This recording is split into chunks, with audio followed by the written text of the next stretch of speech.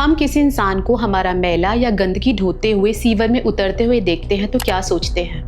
शायद अजीब लगता होगा ये देखकर कि हमारे ही जैसा एक इंसान एक ऐसा काम कर रहा है जिससे हम दूर भागते हैं। लेकिन वह ऐसा क्यों कर रहा है? कभी सोचा है या सोचा है कभी कि सरकारें ऐसे लोगों को लेकर कितनी संवेदनशील है? पिछले साल नवंबर में दिल्ली के आनंद विहार में एक ऐसा ही मामला सामने आया था जिसमें एक शख्स की मौत मैला ढोने के कारण हो गई थी। सोचने वाली बात यह है कि उसकी नियुक्ति गार्ड के रूप में की गई थी। वह तो ये काम करने के लिए तय भी नहीं किया गया था, लेकिन फिर भी उसे दिल्ली जल बोर्ड के 21 फुट गहरे चैम्बर में जाने की जरूरत क्यों पड़ी? ऐसा सिर्फ एक मामला नहीं है, ऐसी अनगिनत कहानियां हैं जबकि देश में मैनुअल स्कैवेंजिंग यानी मैला ढोने की प्रक्रिया को बैन कर दिया गया है। इस साल जनवरी में सुप्रीम कोर्ट ने कथित तौर पर 6 महानगरीय शहरों में मैनुअल स्कैवेंजिंग यानी हाथ से मैला ढोने पर पूरी तरीके से रोक लगाने और इस संबंध में इन राज्यों के अधिकारियों को हलफनामा दाखिल करने का आदेश दिया था कि इन शहरों में कब और कैसे हाथ से मैला ढोने और सीवर की सफाई बंद हुई। क्या ये खबर आपको जानी पहचानी लगती है? क्या मैला ढोने जैसी जातिवादी प्रथा पहले से ही बैन नहीं थी?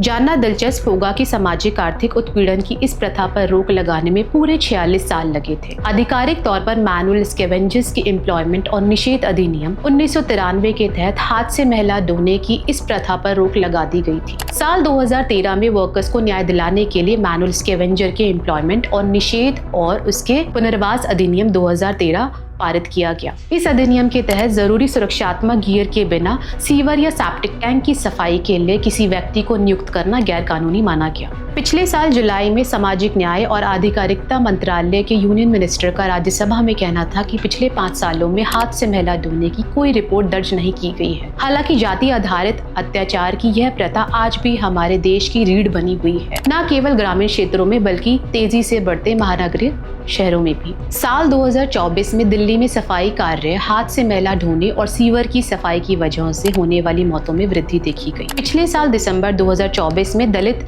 आदिवासी शक्ति अधिकार मंच दशम ने दिल्ली में एक जन सुनवाई का आयोजन किया था ताकि पीड़ितों को सुनने का मंच दिया जा सके। इसमें दिल्ली के आनंद विहार, सरोजनी नगर, रोहिणी, नोएडा, सुल्तानपुरी, सरिता विहार और फरीदाबाद में सफाई कर्मचारियों की मौतों की बढ़ती घटनाओं को उजागर किया गया। आइए दशम की जन सुनवाई से जुड़े कुछ निष्कर्षों पर नजर डालें। दिल्ली जल बोर्ड जैसे संगठनों के अंतर्गत सफाई का काम करवाने के लिए हायरिंग की प्रक्रिया नियुक्त सब कॉन्ट्रैक्टर पर निर्भर करती है। सब कॉन्ट्रैक्टर किसी व्यक्ति को काम पर लगाता है जिसमें व्यक्ति को सीवर में उतरने और उसकी सफाई का काम करना पड़ता है। इन सब कॉन्ट्रैक्टर्स के अंतर्गत लेबर राइट्स पूरी तरह से नदारद रहते हैं। यही कारण है कि मैनुअल स्कैवेंजिंग के मामलों की रिपोर्टिंग काफी कम की जाती है, क्योंकि इन कार्य को करने के लिए लोगों को आधिकारिक रूप से नियुक्त नहीं किया जाता है। इससे होता ये है कि पीड़ित और मृत के परिवार न्याय और उचित मुआवजे से वंचित रह जाते हैं। ऐसे में उन्हें सालों साल न्याय पाने की कतार में खड़े कर दिया जाता है। इसे आप शुरुआत में उदाहरण के तौर पर रखे गए आनंद विहार के मामले से समझ सकते हैं। वहाँ भी यही हुआ। ऐसे मामले भी सामने आते हैं जिनमें जबरन सेप्टिक टैंक में वर्कर्स को उतरना पड़ता है, जिससे हाईली टॉक्सिक गैसेस यानी जहरीले गैसों के संपर्क में आने से सांस और फेफड़ों से जुड़ी स्वास्थ्य संबंधी बीमारियां घेर लेती हैं, जिससे या तो घटना स्तर पर वर्कर्स की मौत हो जाती है या जिंदगी भर बीमारियों से वह जूझते रहते हैं।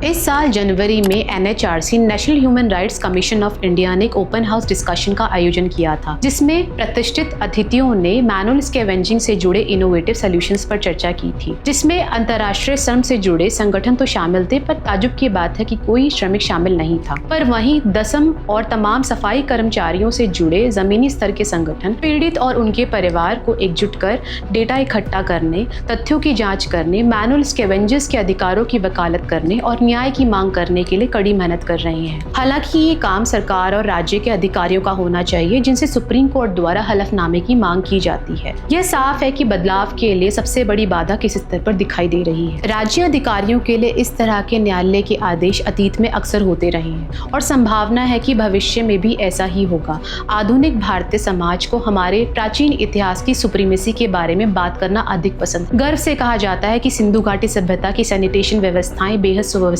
हुआ करती थी। ऐसा लगता है जैसे आज का भारत शोषण, लाभ और अनदेखी से बुनी सोशल हायरार्की पर आज भी भरोसा करना ज्यादा पसंद करता है।